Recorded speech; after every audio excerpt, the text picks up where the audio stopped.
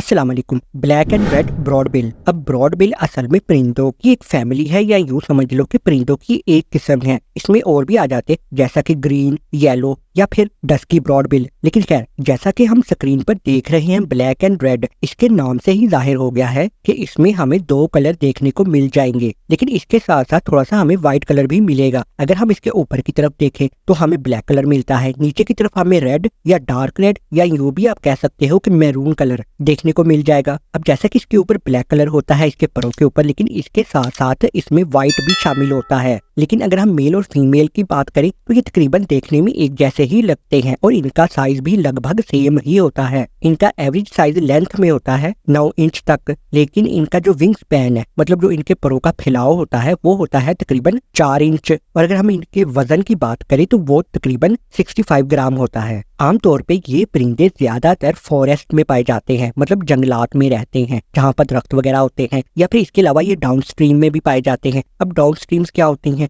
Down stream का मतलब ये होता है जहाँ पर पानी का बहाव होता है, जैसा कि नहर, दरिया या कोई भी वाटरफॉल हो सकता है, तो ये उन जगहों पर रहते हैं। अब यहाँ पर आप सुन के हैरान हो जाओगे, ये तकरीबन 300 मीटर की ऊंचाई पर या फिर कभी कभार ये 900 मीटर की ऊंचाई पर भी रहते हैं। और अगर हम कंट्रीज की बात करें तो ये Brunei, Cambodia, Indonesia, Laos, Malaysia, Myanmar, Thailand या फिर वियतनाम, ये इन कंट्रीज के नेटिव हैं, मतलब यहाँ के रहायशी हैं। तो इनका बिहेवियर कैसा होता है? ये ज्यादातर अकेले पाए जाते हैं या फिर ये पेयर में रहते हैं, मतलब जोड़ी में रहते हैं। ये बहुत कम ही ग्रुप में रहते हैं। और इसके साथ साथ ये परिंदा एक ऐसा है जो कि गुनगुनाता नहीं है, लेकिन ये आवाजें मुख्तलिफ किस्म की निकालता है ताकि अपनी टेरिटरी की हिफाजत कर सके, यानी कि दूसरे को ये बता सके, मतलब मैं अपने घोंसले में मौजूद हूँ, ताकि इसके घोंसले की तरफ कोई ना आए दूसरा एनिमल। अगर हम इनकी रिप्रोडक्शन देखें तो female black and red broadbill 2 से 3 अंडे देती है और इन अंडों का कलर हल्का सा पिंकिश कलर होता है, मतलब हल्का सा गुलाबी कलर होता है। और इन अंडों में से 21 दिनों बाद चूजे निकल आते हैं। अब जो छोटे black and red broadbill निकलते हैं अंडों में से, वो 17 दिन के लिए अपने पेरेंट्स की केयर में रहते हैं, मतलब पेरेंट्स इनकी केयर करते हैं। ये पैदा होते ही इंडिपेंडेंट नहीं होते। Black and red broadbill असल में इंसेक्टिवोरस होते हैं, मतलब ये कीड़े मकोड़े ज्यादातर खाने पसंद करते हैं, जैसा कि